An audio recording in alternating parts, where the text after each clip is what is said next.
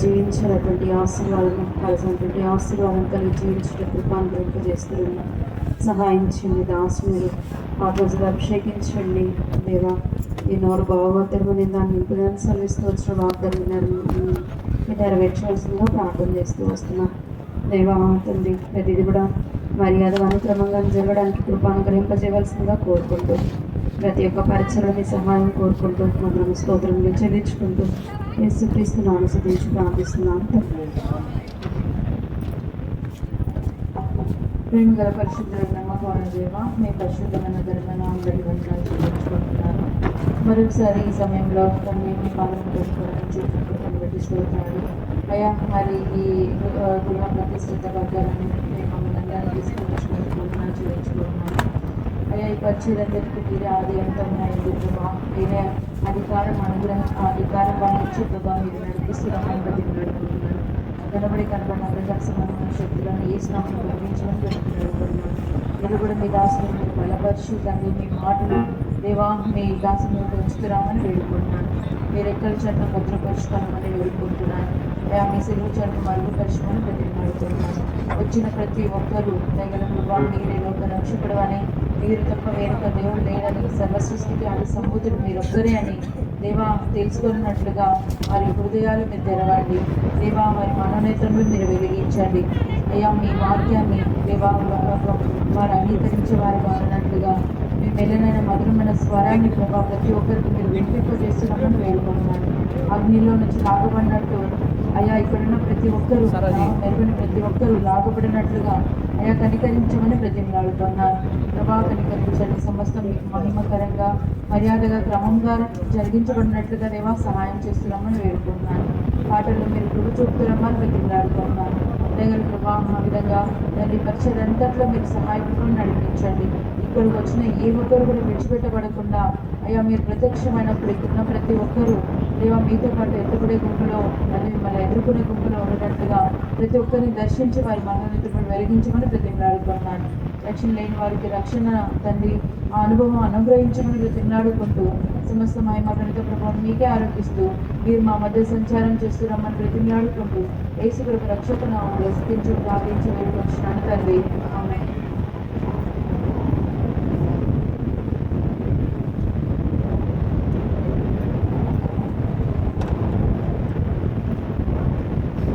ప్రార్థన చేస్తామండి.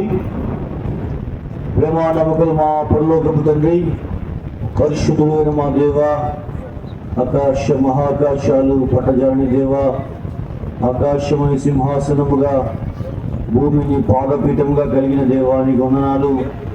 అబ్రహాము దేవ, ఇస్సాకు యాకోబుల దేవ, నిబంధన నెరవేర్చువాడా, అనాది కాల సంకల్పములోనే జగత్ పునాది వేబడుకునిపై యేసు ప్రభులో మమ్మల్ని ఈ కుటుంబాన్ని కూడా ఏర్పరచుకున్నందుకే వందనాలు ప్రభా. ఇక్కడ ఈ దాసుడు శ్రమను బట్టి వందనాలు, అక్కడ కుటుంబాన్ని బట్టి వందనాలు. దగ్గర తండ్రి అంకులు రాజులను బట్టి స్తుతిస్తున్నాం. ఈ ప్రాంతంలో జరుగుతున్న పరిచయను బట్టి వందనాలు ప్రభా. ఇది నాన్న ఈ జగనన్న కాలనీలో డానియల్ కవిత వారి యొక్క గృహాన్ని ప్రతిష్ఠించబోతుండగా ప్రభా గృహము తెల్ల తండ్రి మీకు ప్రతిష్ఠించబడిన గృహముగా ఉంచండి. పాడబోయే పాటలను జ్ఞాపకం చేసుకోండి. దేవ సన్నిధి మా మధ్యలో ఉంచండి. మైక్ సిస్టము పాటలు ప్రభా మరి మీ దాసుని కూడా ప్రభా మరి మీరు ఇంతవరకు కాపాడి భద్రపరిచినారు ప్రభా. మరి కావాల్సిన కృపని దాసునికి ఇవ్వండి, కనికరించండి. ఆ విధంగా ప్రభా వాక్యం చెప్పడంలో సమయాన్ని పాటించడం సహాయం చేయండి. ఇప్పుడే కొంత లేట్ అయింది. ఇదంతా కూడా మాకు మేలుకరంగా మార్చమని ప్రార్థన చేస్తున్నాం. అంధకార శక్తులను బంధిస్తున్నాం. ఆత్మ స్వతంత్రాన్ని కోరుకుంటున్నాం.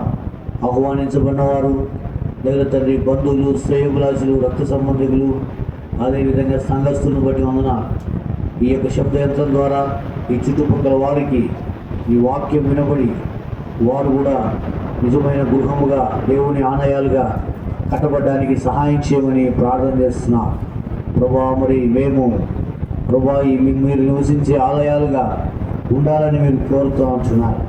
ఆ విధమైన కృప చూపించమని, ఇటువంటి గృహ ప్రతిష్టల ద్వారా మీ ఆలయం ఎటువంటిదో మాకు తెలియచేయమని ఆత్మ ద్వారా నడిపించమని మా ప్రయాణం దూరంగా ఉన్నందుకే స్తుతిస్తూ యేసు ప్రభువును ప్రార్థించి వేడుకొంచున్నాం తండ్రి. ఆమేన్.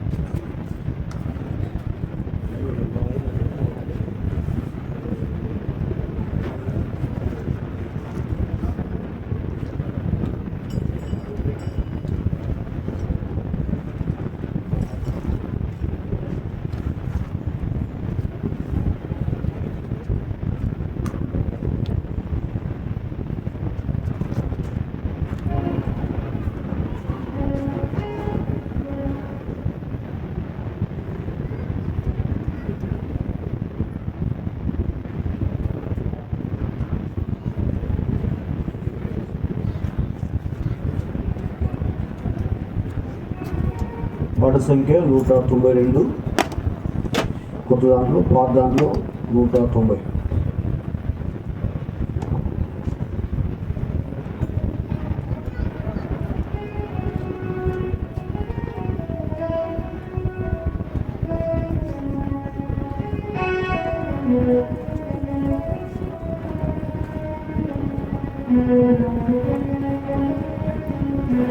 నా ప్రియమైన యేసు ప్రభు వేలాది స్తోత్రములు, నీవిచ్చిన రక్షణకై దేవా స్తోత్రము స్తోత్రములు, నీవు చేసిన ఉపకారముకై దేవా స్తోత్రము స్తోత్రములు.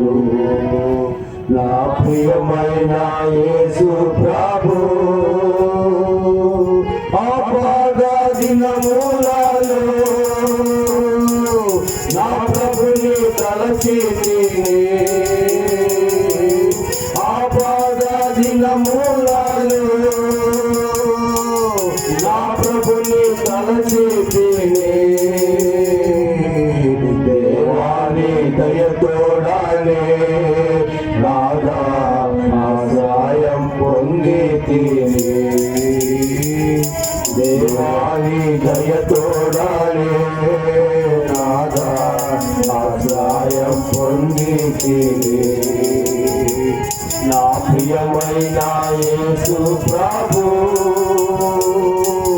వేలాది స్తోత్రములు, నీవిచ్చిన రక్షణకై దేవా స్తోత్రము స్తోత్రములు, నీవు చేసిన ఉపకారముకై దేవా స్తోత్రము స్తోత్రములు. ఒక క్షణ సమయములో నాశించు నా జీవితం, ఒక క్షణ సమయములో నాశించు నా జీవితం, నా హృదయం మార్చితివి దేవా కృపతోనే జీవించుటకై, నా హృదయం మార్చితివి దేవా కృపతోనే జీవించుటకై. నా ప్రియమైన యేసు ప్రభు పాపములు కాములు నే పాపిగా జీవించితిని, పాపపు కాములు నే పాపిగా జీవించితిని, శుద్ధ హృదయమిచ్చావు దేవా నిన్నునే దర్శించుటకే శుద్ధ హృదయమిచ్చావు దేవా నిన్నునే దర్శించుటకే నవ్యమైన యేసు ప్రభు వేలాది స్తోత్రములు ఇచ్చిన రక్షణకై దేవా స్తోత్రములు ఈ దినము నే పాడుడా నీ వలనే యేసు ప్రభు ఈ దినము నే పాడుడా నీ వలనే యేసు ప్రభు ఎల్లప్పుడు నే పాడేదా దేవా నా యందు వసించుము ఎల్లప్పుడు నే పాడేదా దేవా నా యందు వసించుము ప్రియమైన యేసు ప్రభు వేలాది స్తోత్రములు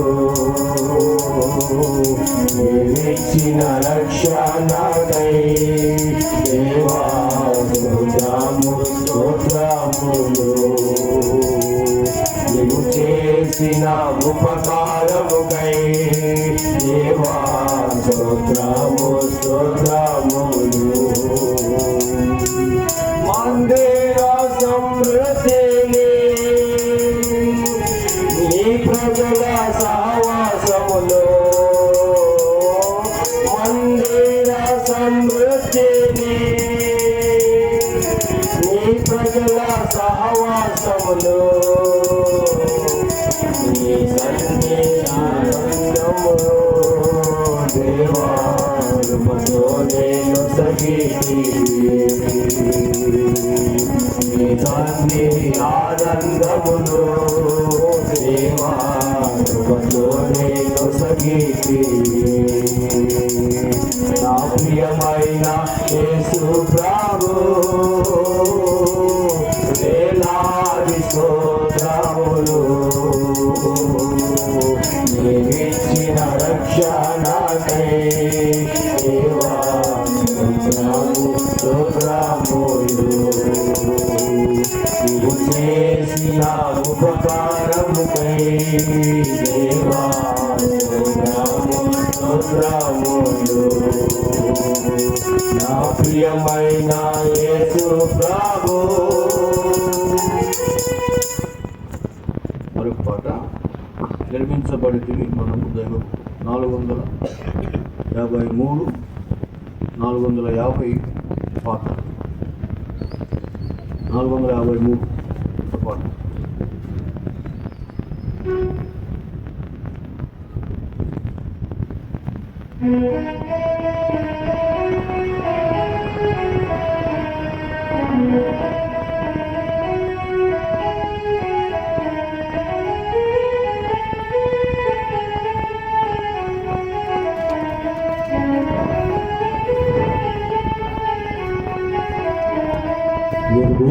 నిర్మించబడితివి మనము దైవగృహముగా నిర్మించబడితివి మనము దైవగృహముగా నా కృపచే స్థిరపరచబడితివి నా కృపచే స్థిరపరచబడితివి సాక్షులు యేసు రక్తము మనకై కూర్చెను సంగముగా సాక్షులు యేసు రక్తము మనకై కూర్చెను సంగముగా కృతజ్ఞతలు చెల్లించడము మన ప్రభు యేసులకే కృతజ్ఞతలు చెల్లించడము మన ప్రభు యేసులకే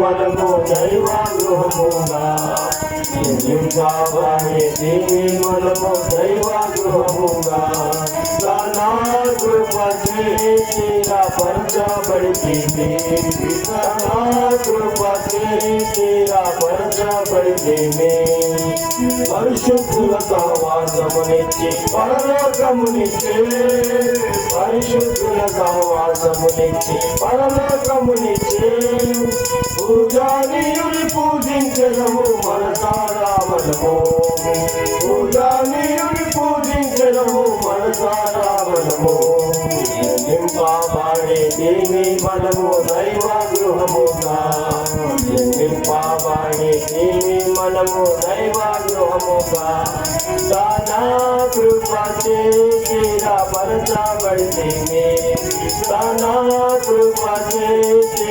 పరచబడితే పరదేశులమై ఉన్నా మనల మన ఇంటికి చేర్చే పరదేశులమై ఉన్నా మనల తన ఇంటికి చేర్చే ప్రాపుగా మనము ప్రస్తుతింతుము భక్త పాలకుని ప్రాపుగా మనము ప్రస్తుతింతుము భక్త పాలకుని నింపబడే దేవి మనము దైవ గృహముగా నింపబడే దేవి మనము దైవ గృహముగా తన కృప చేసి పరచబడితే తన కృప చేసి పరచబడితే తన కార్యములు మనలో చేసి తన సేవకు పిలిచి తన కార్యములు మనలో చేసి తన సేవకు పిలిచి తని వీధీలకు చుట్టులర్పించుము విలయముగా మనము తని వీధీలకు చుట్టులర్పించుము విలయముగా మనము నింపబడే దేవి మనము దైవ గృహముగా నింపబడే దేవి మనము దైవ గృహముగా దానా కృప చేసి పరచబడితే దానా కృప చేసి పరచబడితే సంగమునకు శిరసయ్యున్న శ్రీ యేసు ప్రభునే సంగమునకు శిరసయ్యున్న శ్రీ యేసు ప్రభునే సర్వకాలము జయ శబ్దముతో సన్నోదించడము సర్వకాలము జయ శబ్దముతో సన్నోదించడము నింపబడే దేవి మనము దైవ గృహముగా నింపబడే దేవి మనము దైవ గృహముగా నా కృప చేసి పరచబడితే నా కృప చేసి పరచబడితే నింపబడే దేవి మనము దైవ గృహముగా నింపబడే దేవి మనము దైవ గృహముగా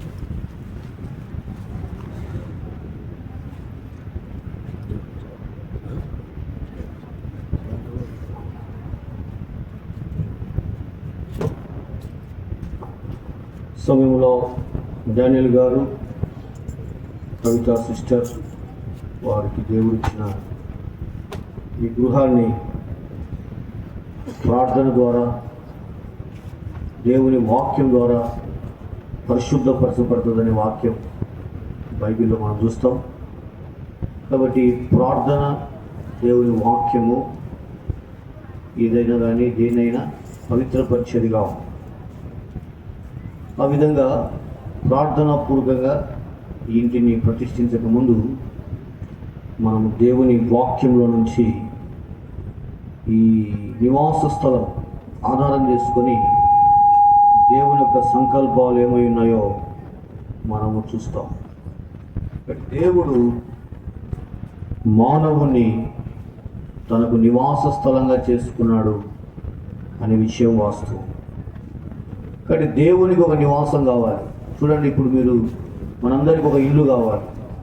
ఇక్కడ ఒక గూడు కావాలి. మరి ఇప్పుడు ప్రభుత్వం వాళ్ళు కూడా మరి ఎంతో ఫ్యూచర్ ప్లాన్తో ప్రతి ఒక్కరికి సొంత ఇల్లు ఉండాలనే ఉద్దేశంతో ఈ జగనన్న కాలనీని ఏర్పరిచినారు. అయితే మనందరినీ సృష్టించిన సృష్టికర్త అయిన దేవునికి నివాసం గురించి ఎప్పుడైనా ఆలోచించామా? అందుకని ఒక భక్తుడు అంటాడు, దేవుని కంటే ఆకాశాలు కూడా పట్టజాలం. అటువంటి దేవుడు ఎక్కడ ఉండడానికి ఇష్టపడుతున్నాడంటే, ఆయన ఎవడు విరిగిన హృదయం కలిగిన వాడు ఉంటాడో వానిలో నేను నివసిస్తున్నాను. కానీ దేవునికి ఒక నివాసం ఎవరంటే నీవు నేనే. మానవుడే దేవునికి నివాసం, మానవుని హృదయం. అయితే దేవుని నివాసంగా ఉండవలసిన మానవుడు తప్పిపోయి దేవునికి నివాసం లేకుండా అయిపోయింది. అందుకని యేసుప్రభువు వారు ఈ లోకములో నక్కలకు బొరియలు, ఆకాశ పక్షులకు గూళ్ళు ఉన్నాయి, మనుష్య కుమారునికి ఏం లేదంట అండి, తలవాల్చుకోవడానికి స్థలం లేదు. అట్లనే యేసుప్రభు ఈ లోకంలో పుట్టినప్పుడు కూడా యేసుప్రభు వారికి పడుకోబెట్టడానికి లేక మరియమ్మ యేసేపులకు స్థలము లేనందున అని రాయాలి. ఏం లేదంట, స్థలము లేనందున ఎక్కడ పడుకోబెట్టారంట? పశువుల పాక. చూడండి, మనకి ఎవరన్నా పశువు పాక ఇస్తే మనం ఏమంటాం చెప్పి, మనకు మంచి ఇల్లు, సెంటు స్థలము కదా, చక్కని పెయింట్లు, డోర్స్, మరి రోడ్స్, ఎలక్ట్రిసిటీ అంతా ఏర్పాటు చేసి ఇచ్చారు. ఇంకా కొన్ని వసతులు, వాటర్. అయితే దేవాదేవుడు సృష్టికర్త, అవని అంతా ఆయనదే, అయినా ఆయనకు స్థలం లేదంట. అందుకనే ఆ పశువు పాక ఏంటంటే నీ హృదయం నా హృదయమే. మన హృదయంలో దేవునికి చోట్లేనందున దేవుడు సిలువలో తన భుజము పైన తనే వాల్చి ప్రాణం పెట్టాడు. స్థలం లేదు. అయితే ఈ మధ్యాహ్నం ఈ యొక్క గృహప్రతిష్ఠ సందర్భంగా నీ హృదయములో దేవుడు స్థలాన్ని కోరుతున్నాడు. చూడండి, కీర్తన 106లో దేవుని వాక్యంలో ఈ విధంగా వ్రాయబడి, కీర్తన 106 క్షమించండి 107వ అధ్యాయం 107వ అధ్యాయం 4వ వచనాన్ని మనందరం కలిసి చదువుతున్నాము. కీర్తన 107:4. వారు అరణ్యమందలి ఎడారి త్రోవన తిరుగులాడుచుండిరి, నివాసపురమేది వారికి దొరకకపోయెను, ఆకలి దప్పుల చేత వారి ప్రాణం వారిలో సొమ్మసిల్లను.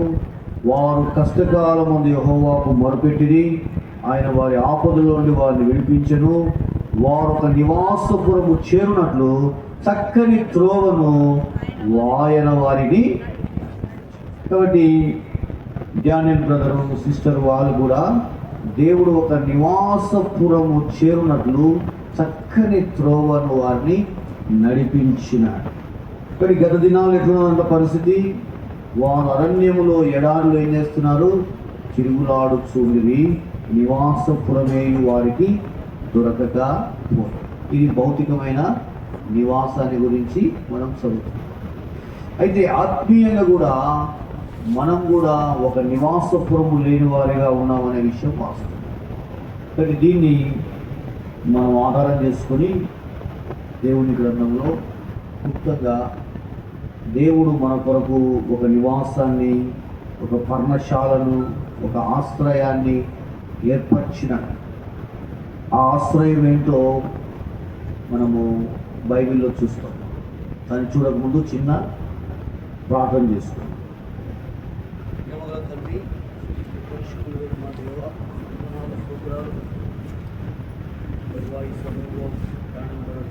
వందనాలు.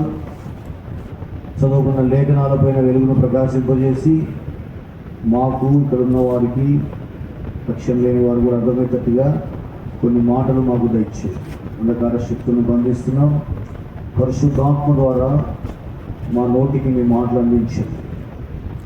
మరొకసారి ప్రభువా, అనేక హృదయాలు మీకు ఆలయాలుగా మార్చబడడానికి సహాయం చేయండి. యేసు ప్రభువును ప్రార్థిస్తున్నాం తండ్రి. కాబట్టి దేవుడు నివసించడానికి మరి ఒక నివాస స్థలము అవసరమే. అట్లనే మానవునికి కూడా ఒక నివాసము అవసరం. ఎట్లనో అయితే బైబిల్లో కొన్ని ఆశ్రయపురాలు ఉన్నాయి. ఇప్పుడు డానియల్ అన్న అక్క వారి కుటుంబము ఈ జగనన్న కాలనీలో ఒక ఆశ్రయపురంగా ఉండాలని దేవుడు తలస్తున్నాడు. మన గృహాలన్నీ కూడా ఆశ్రయపురాలుగా ఉండాలి. ఏంటి ఆశ్రయపురము? చూడండి, యెహోషువ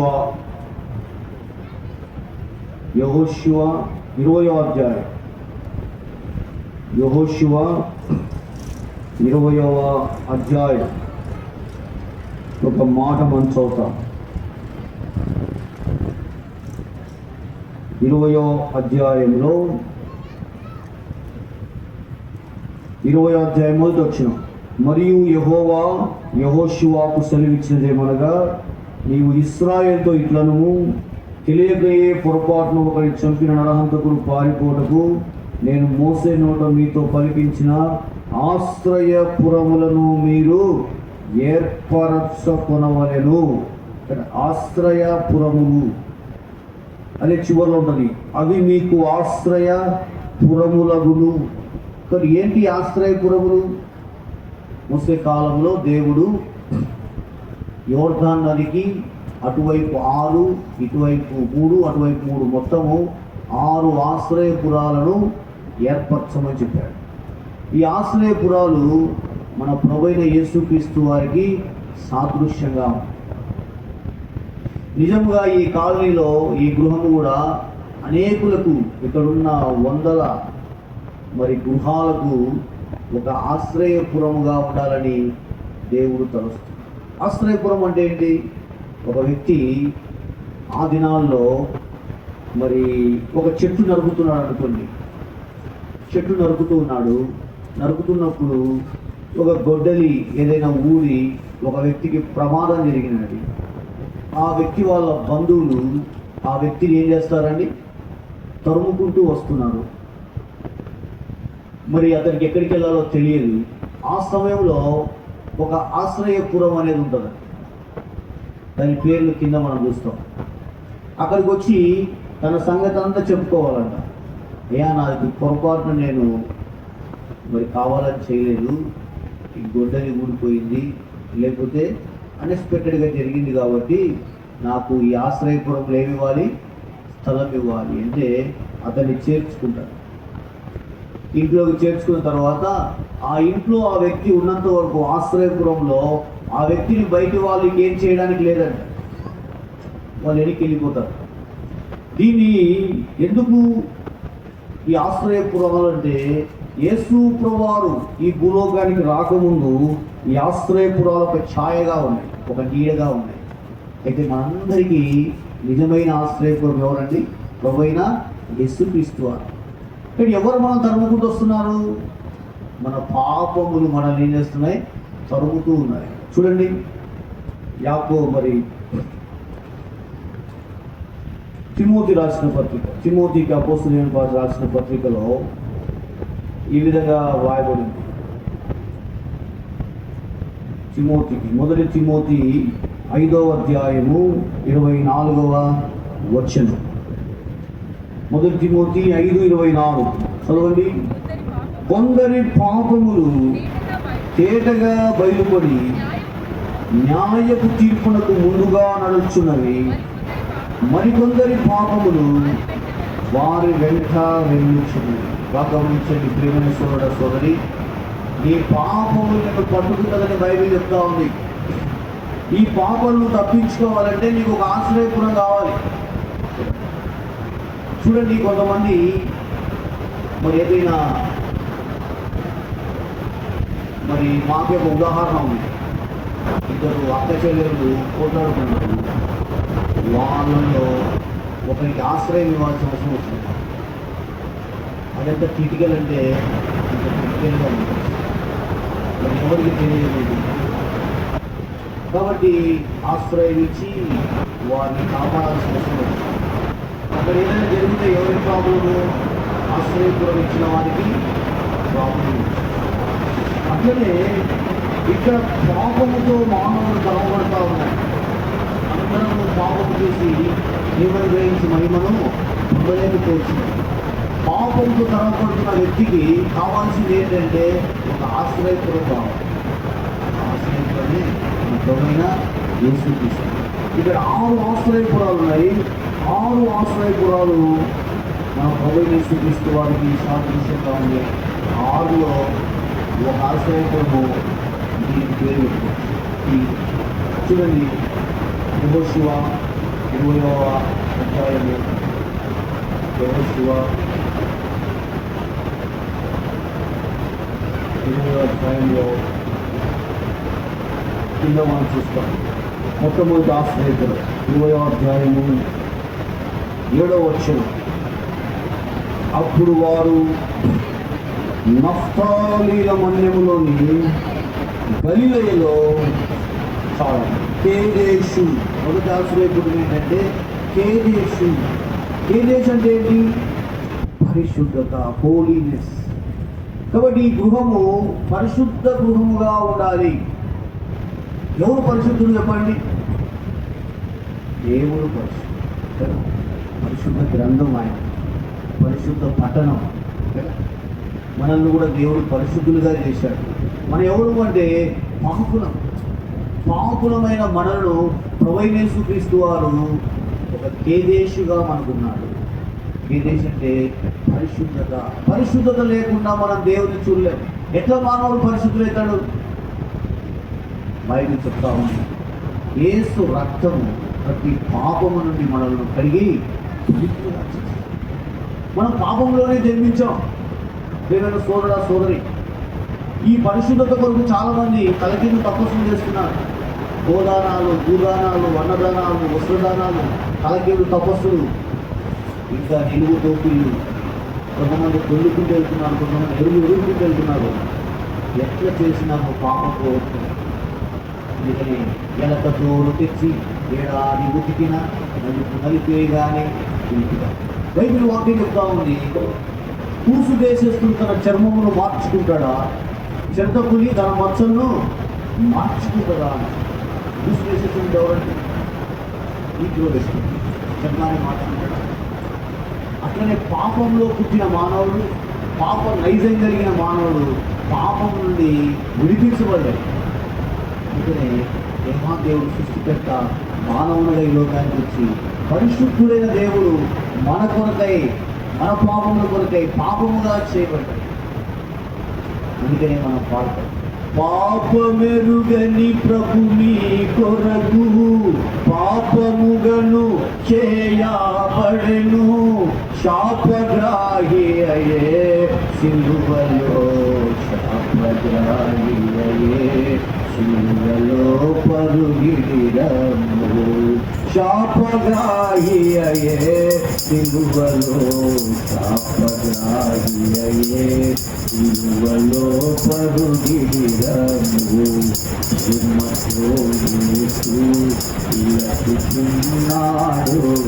కాబట్టి పాపం ఎరగని ఆయన 2 కొరింథీ రాసిన పత్రిక 5వ అధ్యాయం అదేమనగా 21వ వచనం. 2వ కొరింథీ 5వ అధ్యాయము, ఎందుకనగా మానవాయనందు దేవుని నీతి అగునట్లు పాపం ఎరుగని ఆయనను మన కోసము పాపముగా చేశాను. ప్రియమైన సోదరుడా, మనం పాపులం. ఒక దావీదని ఒక రాజు అన్నాడు, నేను పాపములోనే పుట్టినవాడను, పాపములోనే నా తల్లి నన్ను గర్భము. ఇంకొక క్వశ్చన్ వేస్తాను, చెప్తారా? కుక్క ఉందనుకోండి, కుక్క మొరుగుతుంది కాబట్టి కుక్కనా